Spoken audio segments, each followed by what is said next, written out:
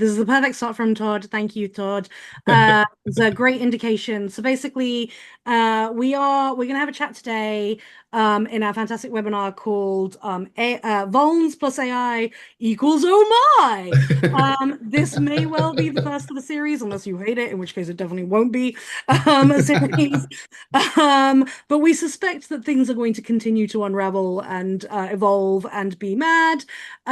So we will probably have a lot to talk about over the coming months. That is a good question. Thank you, Adam, for flagging that. Can people hear me? Yes. It is a you issue, Adam. I am sorry. Thank you for confirming. Okay, so for today's session, for those of you who don't know, because I'm assuming that more than just my pals are tuning in, I'm Jen Ellis. I am an adjunct at the Institute for Security and Technology, who are lovely hosts today.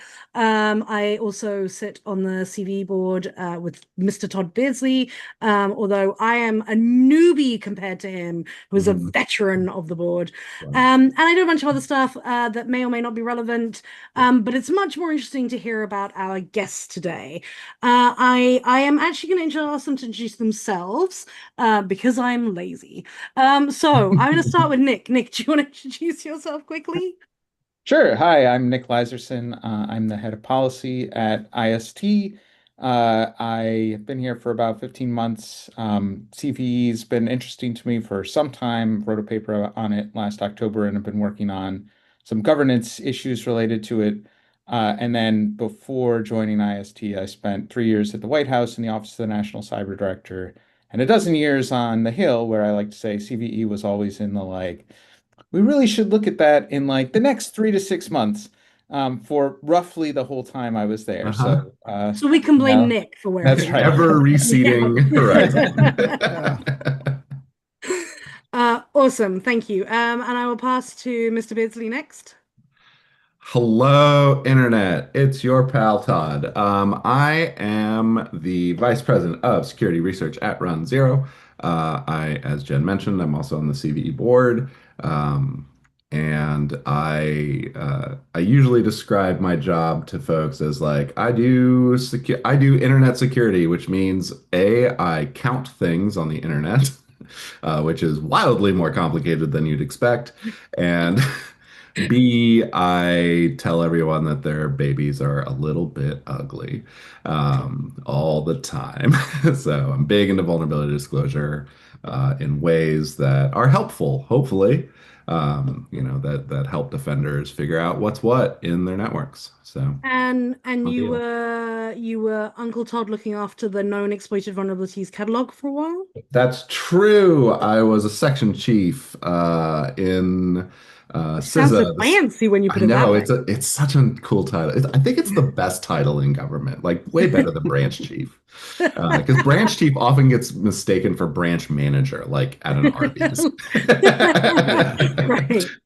And so, Awesome. which is no shade on that, right? But yeah, I was section chief for the Kev at CISA in the vulnerability management section. So. Awesome, which may or may not end up being relevant today. And last but by no means least, Not Mr. at J. all. Jacobs. Yeah, hi. I also count things on the internet. Uh, I'm a co-founder and data scientist at Empirical Security. I also created and still work on the EPSS scoring system and been heavily involved in CVEs and all that fun stuff. Yeah, that's about it. Awesome. All right, fantastic. Yeah, because that's not enough, right? Like it doesn't keep you super busy Yeah, all. yeah. Okay, so we have had some thank you for that, Todd. That's very helpful. We have had some questions submitted already, but I would say like please feel free to join in on the chat. If you have questions, post them. And also just like if you wanna I have more of a comment than a question, please go for it. We love that. We're not sensitive about that here. I will try and read out stuff when I see it. So like nothing's happened over the last couple of months, right? It's it's been quiet. Not a lot to talk about. Should we start with the Anthropic soap opera? Every day I'm like, where's my popcorn? I want to just sit here and be like, oh, what's gonna happen today? And yesterday really, we did have an update, right? The export control has been lifted. So for those of you who have been living under a rock, when was Glasswing first announced? Does anyone? Glasswing was real close to RSA. I want to say it was like 2 weeks before RSA, so that puts it in like early February, I want to say. Yeah, I was gonna say it was like 5 years ago, it feels like. It was it was right after RSA. RSA was nice and free of Glasswing. Glasswing. Aris is saying it's April, and I believe him. I think Aris knows. Yeah. So Glasswing right before VolCon. So just in case anybody at all has tuned into this and is like, I have no idea what you're talking about. What is Glasswing? In which case, by the way, bravo for tuning in. We love you. Yeah. This whole thing is for you. So Project Glasswing was an announcement that was made by Anthropic, which is a frontier AI company. Basically, they said, hey, our LLM Claude has this mythos aspect of it, which can now discover vulnerabilities and discovers all the vulnerabilities, so many vulnerabilities, more vulnerabilities than you could ever find without us. And Glasswing was a project in which they had a bunch of the larger, I would say, perhaps more infrastructure-y type technology providers signed up running a pilot using Mythos to find vulnerabilities. And so here we are some months later, and in this window of time, what is it? So like April, May, June, July. We're just on the beginning of July. So basically 2.5 months, let's call it. In that time, we have gone from Mythos being announced to a whole lot of discussion back and forth about the efficacy of Mythos, whether it's really cool or not, whether it's finding good bugs or slop. We went through all of that. Then we went through a token crash. Everyone was like, but it's really expensive. It uses loads of tokens. There's all the credits. Where are the credits going? That was the next wave. And then Anthropic said, good news, everybody. We're launching this thing called Fable. We're democratizing this. We're making it available to the masses. And except for the fact that the masses have to be able to buy the credits. And then the US government went, hang on a second, we're not happy about any of this. Just 1 second. We're imposing an export control that means that you can't sell this to anybody outside the US. By the way, just as an aside, that is not how export controls normally work. They, one, don't normally target just one company in a class of companies, and two, just one product. Right. And two, they don't normally go, you can't send it to anybody at all. And because of the dynamics that exist around specifically US export controls, which include a thing called a deemed export, which basically is like if somebody inside your company who is in another country can access the thing that's considered a deemed export. It's a US thing. It's delightful.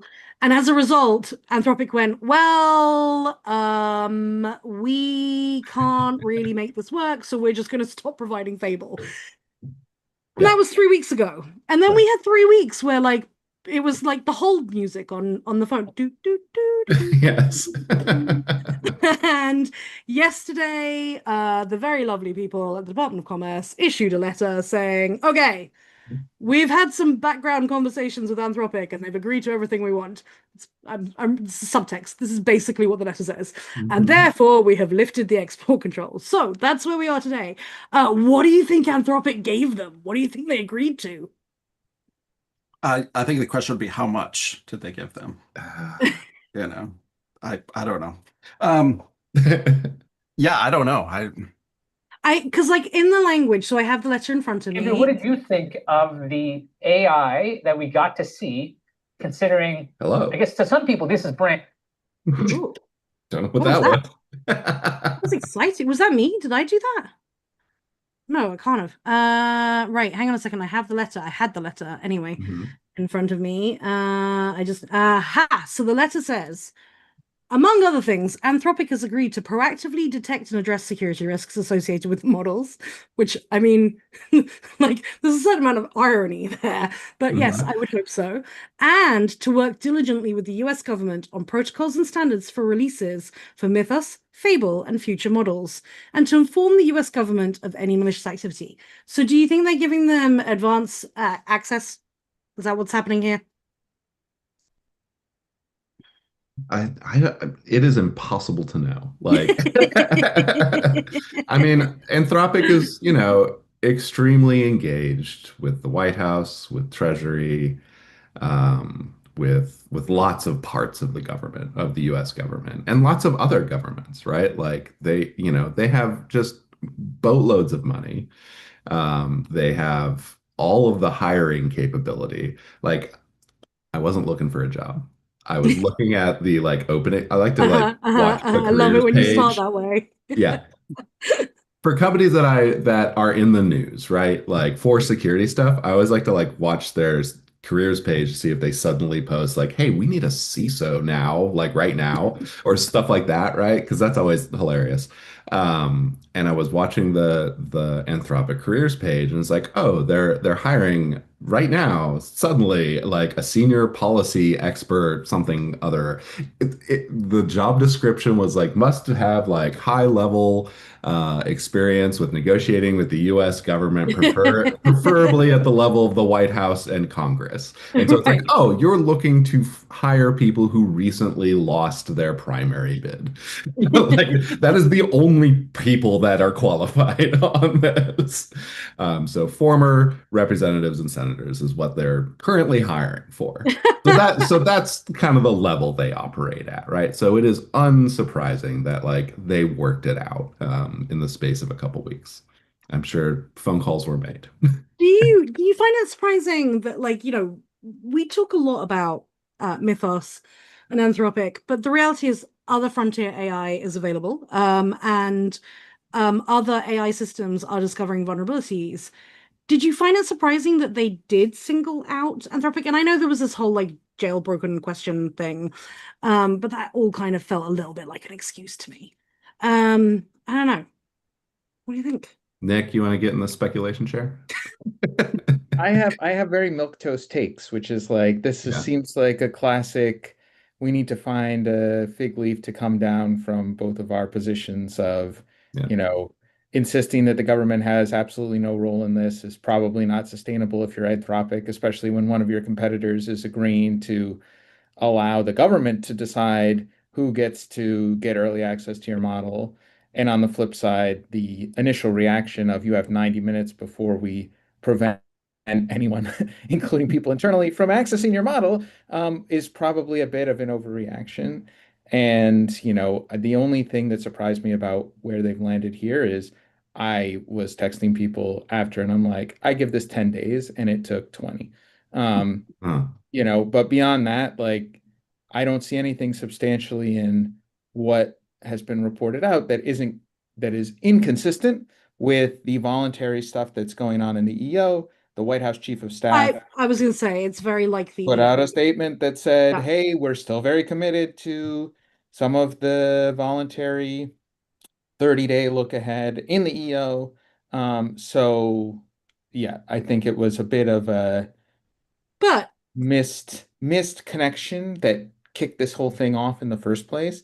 No, it's not great. This is not a great way that from where I sit to like make policy going forward. But the outcome here is pretty much the most likely what we could have expected after seeing everything blow up a couple Fridays ago. should the other frontier AI companies expect the same? I don't think it'll be exactly the same, but I think that, the thing that didn't surprise me because I expected to come down, but I think should surprise less let people that don't spend a lot of time with Beltway think should be thinking to themselves, why didn't Anthropic sue? Hmm. Right? That's the thing that if you are not too DC pilled should be going through your head is like, this doesn't seem like an appropriate application of export control. This is not normally how this sort of works. You normally don't have the Commerce Secretary saying, you have 90 days before we just slap on a license to you that no one else exists, etc. And that's the part that I think is that people should be thinking about that some. I think that the industry is thinking about that some, and what you've seen from trade associations, people that are about to go work for OpenAI, and what they say is we would much prefer a bit more of a rules-based approach here than seemingly one-off negotiations. And to be clear, I think that the White House is, at least in the form of the chief of staff, is suggesting that that's the direction they would like to go as well. I don't know over what timeline though. And it's not necessarily clear to me that there's a lot of like infrastructure that already exists that they could hook onto for doing this, except at NIST. And NIST is noticeably absent if you go read through all of the executive actions on AI that came out last month in June. I do think it's hilarious, though, Nick, that you're pointing to the White House Chief of Staff statement.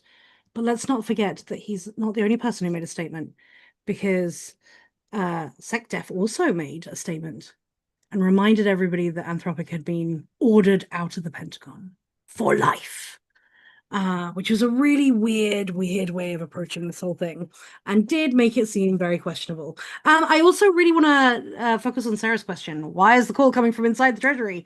This is still the part about the EO that I don't understand. Why is the center going to be in the research center, the analysis center? Why is it going to be in Treasury? It's so odd to me. Because that's where the money is. That might be the answer. I mean, my read of the EO and the role of Treasury, the Treasury struck me as a little weird. But like when you read it, every EO, I feel like I have to read like sometimes to like pick up any nuance in there. And when I read it like on the third time, I noticed that like, oh, but all the real work is being done by like NSA and CISA and like the agencies you'd expect to be like hands-on keyboard, right? So like while there's this notion that like, oh, Treasury is going to collect everything and organize everything and do, I guess, Treasury things and open up savings accounts for everyone. Like the actual like boots on the ground work is hands-on keyboard work is NSA, which has experience in securing software, and CISA, which has experience in securing software. So like I'm not terribly worried about it. I don't like characterize that particular EO as like, oh, well, just, oh, Treasury, figure it out. And also you have 30 days. Like I'm sure they're getting help from people who know what they're doing. So we had a question through before this whole thing, this webinar started saying, so what happens now what with Fable? What will happen now that it's back up and running? And what about the open source models? What do you guys think? Jay, do you want to go? Look, I don't want to. That's really open-ended. Like, what will happen now, as far as policy, or like all the craziness bits and bytes flying around the internet? Well, it is a very open-ended question. It did not specifically choose one or the other. I think you can choose which one to focus on in your answer. So from my perspective, not being a good policy person at all, and I'll answer the other way. I think, I mean, like, there's so much uncertainty right now. And the only thing that I think any of us can say with confidence is that things are shifting, right? The world that we're going to be living in 6 months from now is not the world we had 6 months ago from a vulnerability management perspective. Are we, so like right now, 6 months ago, defenders could not keep up with patching already, right? That was already a problem. People crying out for prioritization, helping with that. And that's going to continue. I mean, like, we're still going to have that problem. I think we're certainly seeing an increase in vulnerabilities being reported and some of the strain on the coordinated disclosure process. And certainly in the In the data side, we're seeing, companies saying, "Hey, we're just going to group stuff together, and hopefully we'll talk about that particular company and their decision." But that will be the topic we get to next year.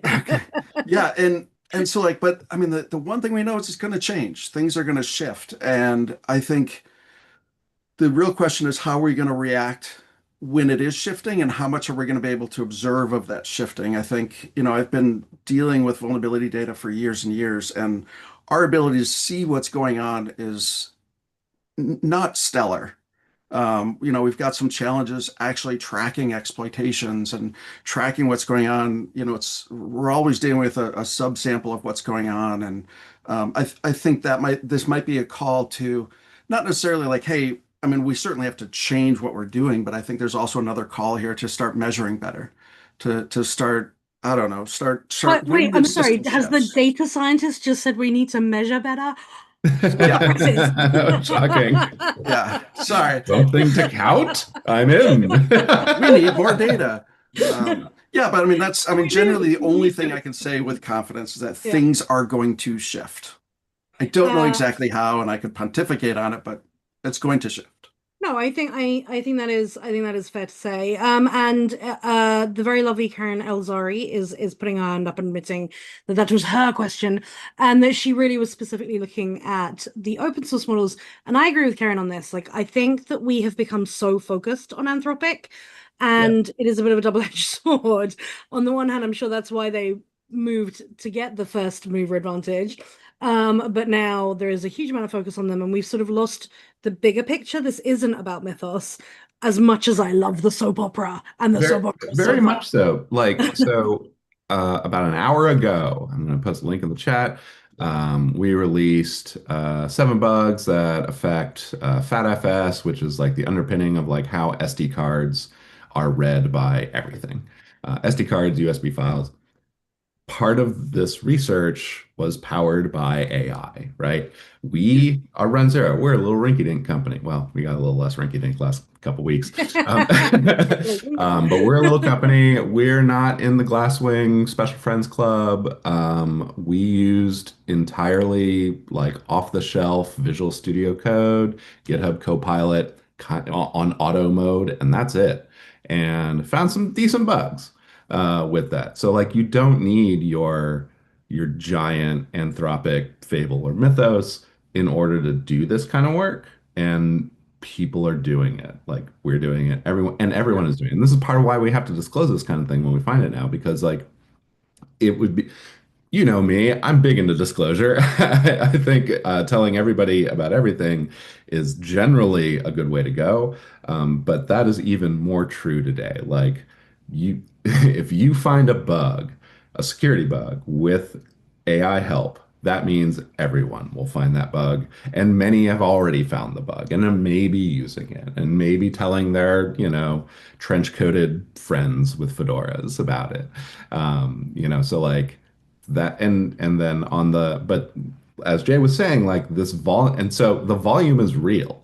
I have a link here from our pal Madison GitHub. She posted the other day. Boom. It's like GitHub is saying like, oh, we're 500% more this month than last month. And that month was also 500% more than the month before. So we did. Congrats. IST had a webinar on the AI EO, and Katie Noble, who is in the BCERT team at Intel, basically said that what they would normally have for a year's level of reporting, they've had in the months since the Glasswing announcement. And I think many of our other CV board members who are on the vendor side have reported pretty similar, if not higher, results. Microsoft's numbers are through the roof. And so there's a huge question here around how do companies keep up? Like, how do we, and it's really interesting to me in the original, not to go back to Mythos again, but in the original coverage of Mythos, a lot of press wrote that what Mythos would do is it would discover, it would verify, and it would patch. And I was like, wait.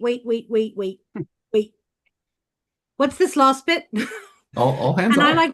And I like read the announcement over and over again, and it is confusing because it does start off with the words something along the lines of like, "Hey, we can code better than you can now," something like that. That just written exactly like that, which makes it sound like they are potentially writing patches, but they're not. Or at least that's not part of Glasswing. And by the way, I don't think it's a super great idea to take a human out of that whole process. I don't think that we want to take the triage process away, the verification process away, and say it all gets done by the magic AIs. So then what we instead have is we have teams that are massively overwhelmed, some of which are in companies that made the decision that AI could replace humans, so they've got less team members, and now they're having to pay for credits they can't afford, because they weren't paying for them before, or they're not at full price. So we're seeing this like huge, huge escalation in what's being put on their shoulders. They're under-resourced. We're seeing the asymmetry between attackers and defenders become even more disparate and apparent. What's going to happen? Let me reframe that question, because I think there's a really interesting question that I had interesting discussion about. But is this like a push? Like, are we going to see AI doing this push, discover a bunch of vulnerabilities, and then it's discovered most of them, and then it dies down and it gets back to normal? This is the question Nick was hoping we'd get to. Or Nick is keeps it, asking me about vulnerability density, is and it I just got the nothing. beginning of the curve? Right. I think it's very difficult to tell where you are on the curve when you're in the curve. Yeah. It's like, look at every stock market graph, at any point in history. And it's like, oh, these Enron fellas seem like they really got something going on right up until they don't. Yeah. Nick, you want to talk about vulnerability density at all?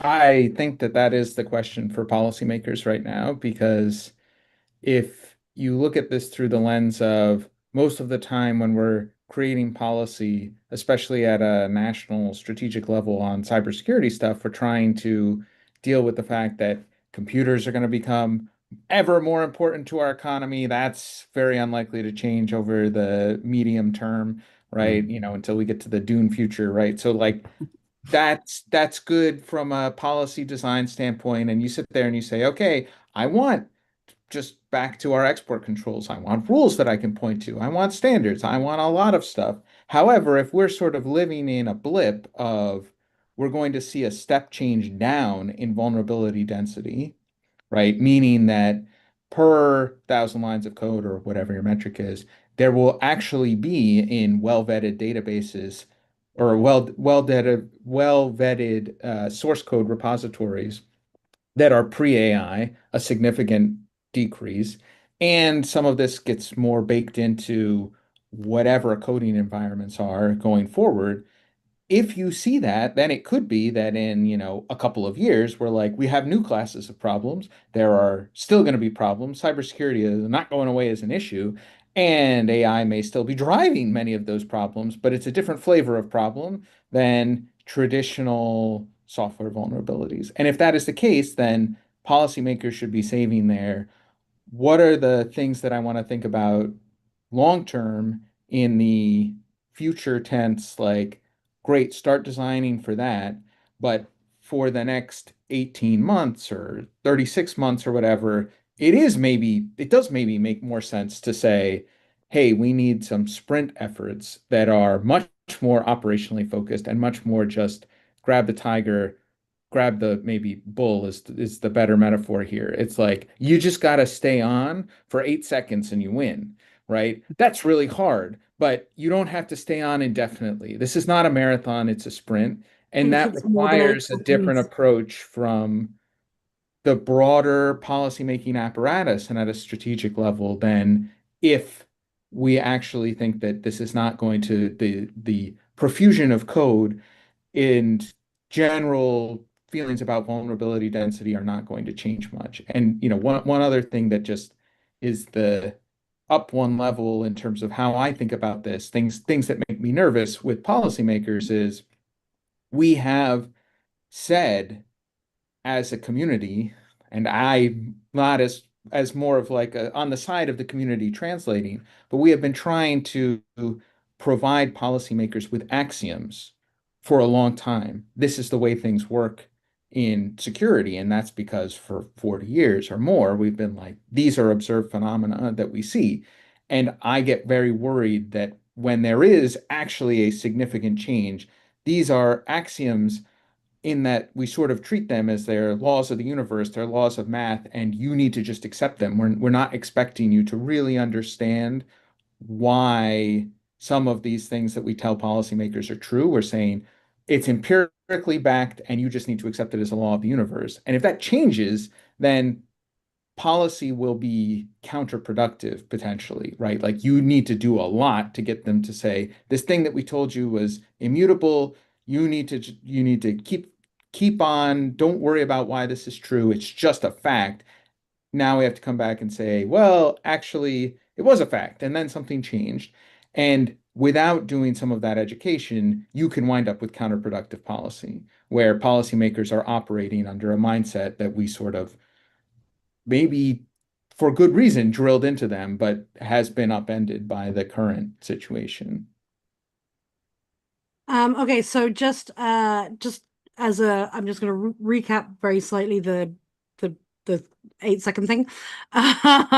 So next thing that he's asking or has been asking for a while is if we keep finding all the vulns and we keep doing the triage work and putting the patches out over time, does density, so as in the number of vulnerabilities per line of code, does that decrease to a point where we actually kind of get rid of all the vulnerabilities, right? Yeah. That's the question that he's asking. Now, we all, I think from the conversation we've been having today, believe pretty strongly that asymmetry between the attackers and the defenders getting so much worse is a bad thing, and the volume that's coming in to the tech companies and their ability to triage in real time and get the patches out is a bad thing, both for the vendors and for the end users who are either going to hit patch paralysis or patch fatigue and grind potentially to a halt or slow down or become less effective or whatever. We haven't got onto the question yet of whether we're going to overwhelm Kev, and we will talk about that. But I think that the point that Nick is making, his 8 seconds, is his idea is that you're going to be in for a bumpy ride. And that is indisputable. We're all agreed you're in for a bumpy ride. His point is, if you can hold on through that bumpy ride, do you get to the other side, right? Is there something on the other side that is a better outcome? And it's a different. I'm not going to say normatively whether it's better or not, but the things that you need for the next 18 months may be wildly different than the things you need from months 19. It matters from a policymaker's point of view. So I am very interested. That's not the way we're used to thinking of these problems at a policymaking level.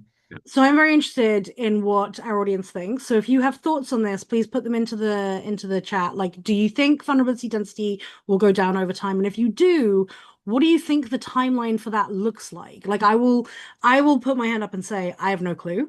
I have wrestled with this question extensively since Nick first asked me, and I do not have an answer.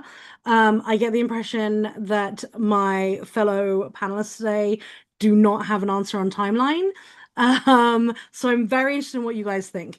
In the meantime, while you guys are telling us what you think, I'm going to switch and say, so we're talking about vendors being overwhelmed. So let's talk about Cisco. So Cisco put out a blog on the beginning of June, so just a little under a month ago, and the blog is titled "Strengthening the Foundation: A Predictable, Customer-Focused Response to AI Accelerated Vulnerability Discovery." I will start off by saying that I think it's really great that Cisco was trying to be proactive about calling out the challenge and thinking about solutions. The solutions that they have put forward, the changes that they sort of clarified is that, one, they would be moving to scheduled disclosures on first and third Wednesdays. They would have a 7-day advance notice. They'd be looking at systemic fixes, not just point patches. And the most controversial one is that they would be bundling and streamlining CVEs. I think the first three are pretty non-controversial and probably things that we would all kind of say make sense, don't seem like a bad idea. Yep. Adobe just announced that they're going to like a twice a month schedule. So Right. like So I think people are speeding up. I think a lot of people are looking to see ways of doing this. Let's talk about bundling CVs. So Jay, I know you have opinions on this because you put something out on LinkedIn that is the title is Cisco is wrong. Yeah. And I love that so much. So I do you didn't bury wanna, the lead. Yeah. Yeah, do you want to walk us through what their proposal is and why you don't agree with it? I mean, basically, they're saying it's too hard to track these individually and to get all the data on them individually and to do all the records individually. So they're just going to group like vulnerabilities together. And the thinking is like people just going to patch anyway. So like it doesn't really matter some of those details. So you put them all in there and you say, hey, this patch deals with this group of them, right? And that makes sense if the only thing we ever do is patch, but that is not at all what we do in our industry, right? We need to write signatures. We need POCs to validate that they're actually there and that fixes work. And we need, all the things we want to write, IDS rules and snort rules and all this stuff to block and detect. And we need to prioritize. I mean, like if no one is sitting around and be like, there's the Cisco patch. Now I will go apply it. Like that doesn't happen. Right? It's Cisco has a patch and it's like, all right, that's in line with the other 15,000 patches I have in my queue. And you have to prioritize. And so you need to know, you have to be able to assess the value of that patch across all of your assets, across everything, your entire infrastructure. And that's the problem. And you can't do that if people are like, well, there's a bunch of stuff in here and we're not really going to share. And you can't really write signatures. You can't really tell what's going on. And so it's basically killing the consumer's ability to manage that information and to track and to build stuff around it. And so I think that's why they're wrong. And I think it's really going to kill our ability to prioritize and understand what's going on. I agree with you. I think the CVE program agrees with you, and there was a blog issued not as speedily as yours. Yours came out much faster. Like, to what? clarify, I was like, "Are we just like +1 on Jay's?" Yeah. But it did clarify CV's position on this, and is very aligned with what you It's just said. Yeah. I don't know what Cisco was thinking, man. like how do they test their fixes, right? Yeah. Because like let's say that they did this. This implies their testing process has such a low fidelity that it's like, well, probably fixes it. I mean, it fixes one of these, so ship it, I guess. Like it is baffling to me, like why they thought this was a good idea. I do understand that I'm sure their heart was in the right place. They probably didn't want to overwhelm everyone. They probably don't want to have like list of CVEs. But you can't tell me it's like, oh, well, we have 500 bugs, but we're only going to release like 10 CVEs in these broad categories. Like you still have to do the work, right? You still have to like figure out which bucket it would go to in the C. So like, I don't even understand what they're saving. Is the problem like disk space? like file inodes or something? Like I don't know what it solves.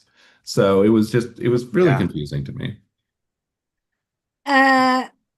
So on the last webinar we did when we had Katie on, she again Katie Noble, who's in PISA at Intel, she had talked about the fact that attackers don't care about CVE. Only defenders care about CVE. Only defenders need the CVE. Only the ecosystem around defenders need the CVE, right? I disagree with that, but that's okay. Oh no, explain. Go for it. I want to have a shadow argument with Katie right now. Yeah, right. She's not here, so through a weird British proxy. Perfect. No, I mean, if you look at the exploitation evidence, when something becomes a CVE, there's a certain rate of exploitation. When that CVE then has exploit code published associated with it and it's named, now you've got a different system. So like the fact that we see reaction to activity around CVEs and CVEs, the entire purpose is naming. And so now we've got a name for it. And now attackers can be like, oh, I see that system. Let me look up what CVEs has. I can look up the CVEs, find exploit code. I can grab it. I can compile it, run it. Hey, it's working, you know. I guess the question is, does AI discovery and AI exploitation change that model though?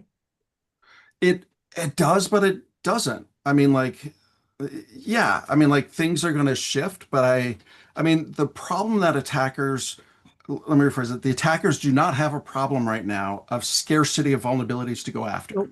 This is true. Right? It's true. So like Yeah. what are we getting here? Like they have more, even more vulnerabilities now to choose from. Like if this was like a predator prey food source kind of thing, like the food has been plenty for the attackers, right? There's no shortage of food. They can multiply as much as they want. And now we're basically in a world where there's even more. And perhaps exploitation becomes easier. And I think what we're going to see is basically we're going to see more on the lower end. We're going to see more of these like, hey, I'm a kid in my mom's basement. I now can write a much more advanced exploit than what I was able to grab 10 years ago off a paste bin. You know, I mean, like, I think that's what we're going to see. I think we're going to see that lower end go, and maybe the higher end is a little bit faster. But I have no idea again. Like, all I know is things are going to shift, perhaps dramatically. So okay, so fair.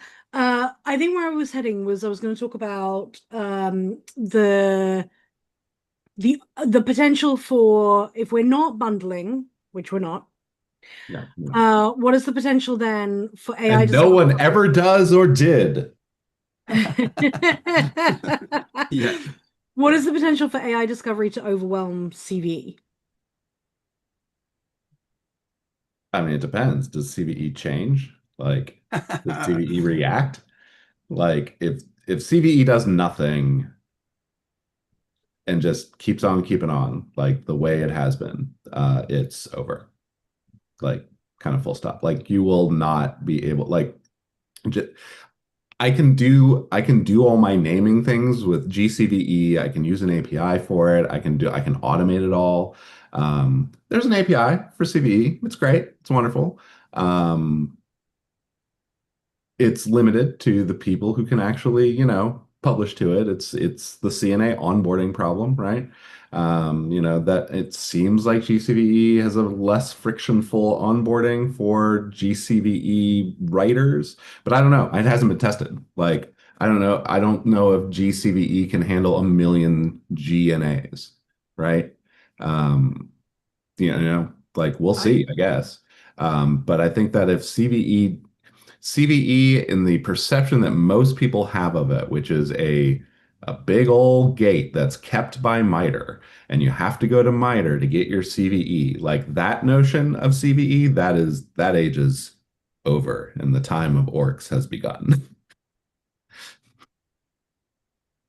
I guess same question about Kev. Do we need to, dig a grave?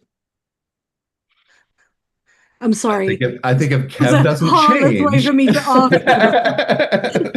then Kev is similarly doomed. And Kev is changing, right? Kev just changed with the new binding operational directive. Binding operational directive 2604.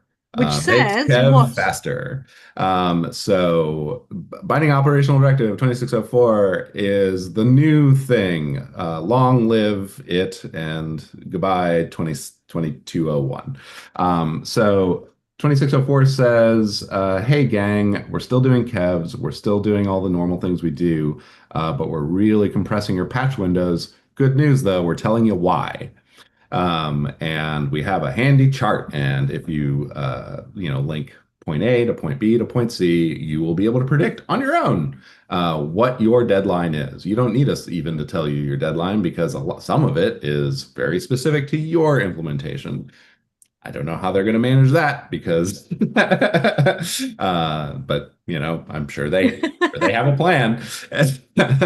But that is basically the new way, right? And I'm positive it is in order to encourage people to figure out like how to get better at patching, how to get better patch cycles, because like if you're sitting around thinking that, oh, I've got a couple months to deal with this before it hits me, even though it's on the known exploited vulnerability list, like that thinking has to change in the 109 agencies that are compelled to worry about CAV. All right. And incidentally, FedRAMP, which is everyone else. Okay, fair enough. This is interesting though. Things that are in regulation but might not be able to keep up. So like lots of regulation or standards or whatever requires vulnerability management systems and patching and all that kind of thing. But does that need to be rethought now as we think about where we are with AI discovery? It's a very heavy hammer to wield to say when you say, oh, just patch all your things. Yeah. Right. Like, how hard is that? I'm like, oh, have you not worked in IT? Tell me you haven't worked in IT without telling me you haven't worked in IT. Like, sometimes patching is hard. Many times it's easy. I would say most people, Nick, tell me if I'm wrong. People who are making policy decisions, their major interaction with technology is your browser just auto updated, right? They get a little notification every once in a while. Click here to restart. Like that is how hard patching is. It's like, well, how hard can it be? I just click the button. It's fine.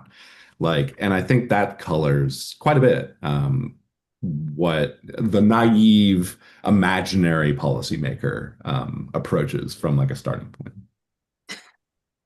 I think regulatorily, like, yes, this is a big problem. Like whether it's actually written into regs in the Federal Register Administrative Procedure Act, dealing with the formal government regulation, or whether it's just written into contracts of like, you will patch CVSS critical within X amount of time, like that is less relevant today than it was 6 months ago.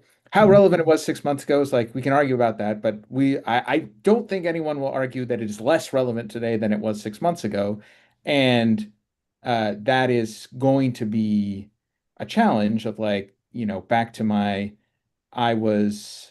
always had CVE from like 2015 onwards, was in the 3 to 6 months of like, oh, something happened. I really need to look at that and didn't get around to it.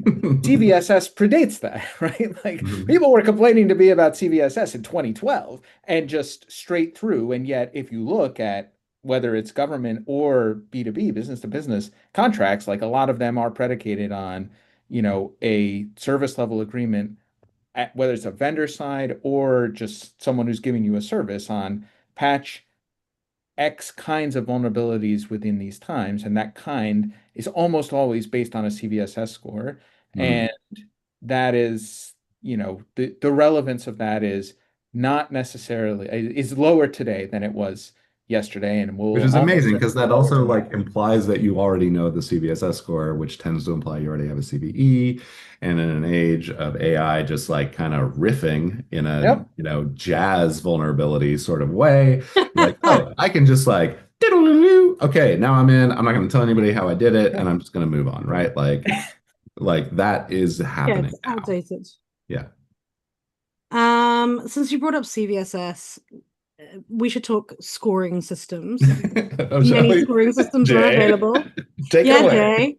Jay. Well, yeah. Do you want me to just go? Like I could just go. You just set me up. I can just go. Yeah. I mean, like I actually was working on an article this morning about CVSS and talking about what a lot of things about it. But I mean, like people, like you said, Nick, people have been saying CVSS sucks, I think, since CVSS was published. Like, and that's not a surprise. 3 weeks before it was published. Yeah, probably.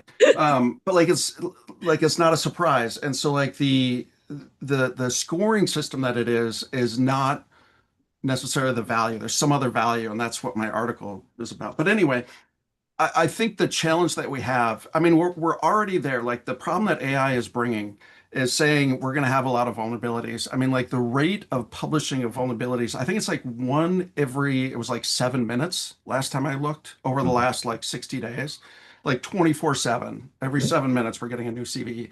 That is not sustainable. And that system, the entire system of vulnerabilities was built for human, by humans for humans. It's a very manual process to create all of these fields, to get all that stuff together and to push it through. And then as a consumer, you have to look at that CVE record and you get like maybe a tenth of what you need out of it. And you have to go start Google, searching for this, look for that, grab this article, read this, technical write-up, whatever. And it's very manual. Like we often talk about how working in vulnerability management requires heroics. Like you don't just get to go and like grab some data and then you're done. Like, no, you have to be a hero and like go through this data manually and put in the overtime, and it's crazy.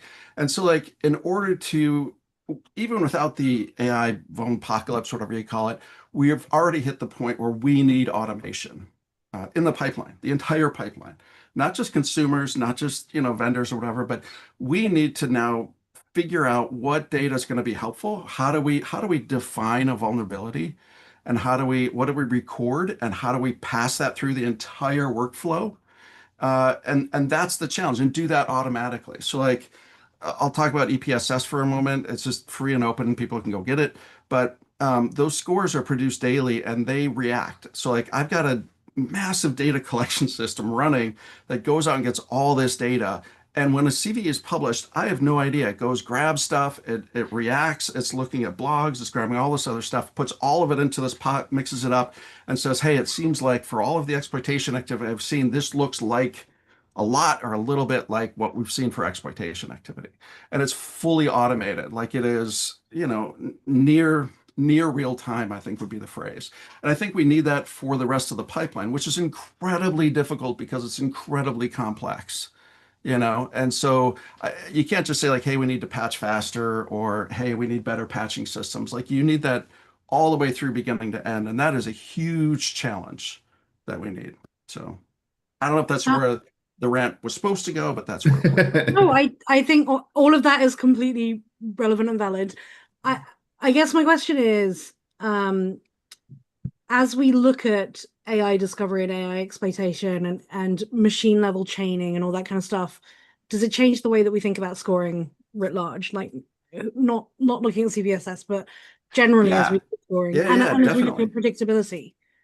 Yeah, so like right now, I would say, let's say like 2 years ago, before AI was a major player, what made a vulnerability exploited in the wild was largely a human thing. Like attackers would look and they'd be like, I'm gonna work on this one, or that's in the news or whatever.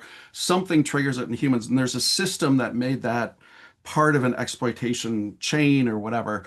And that happens across the board. But when you start introducing AI, you're changing that dichotomy, you're changing that system. So now what gets exploited is being generated by a different system. And so, yeah, absolutely. Like what we're scoring is going to have to shift. And that's where I go back to like, that's why we need to observe this system. We need to be able to see what's actually been exploited. We need these rule sets, and we need the detection signatures, and we need to be able to see it so that we can react to say like, hey, you know what? We're seeing a lot more complex, memory exploits going on that we didn't see before, because now it's a lot easier to write the code for it because you're not writing it. So we may see that system shift and be able to react. The scoring systems will absolutely have to shift unless you're, like a simple system that's built on expert opinion, and you've got like 6 variables and they're all high and low, and then you don't have to shift because the score wasn't all that important in the first place. It was more about the infrastructure, but yeah. Okay, so we are very nearly at the top of the hour, and I am aware that there are topics we have not got to yet because there's so much going on. We haven't talked about the CVE bill. Dun, dun, dun. We didn't really dig into the BOD as much as I think we could have done. So my question is, do people want to stay on a bit longer? Can they stay on a bit longer? Or should we have another Vulns plus AI equals oh my sometime soon? What would you rather do?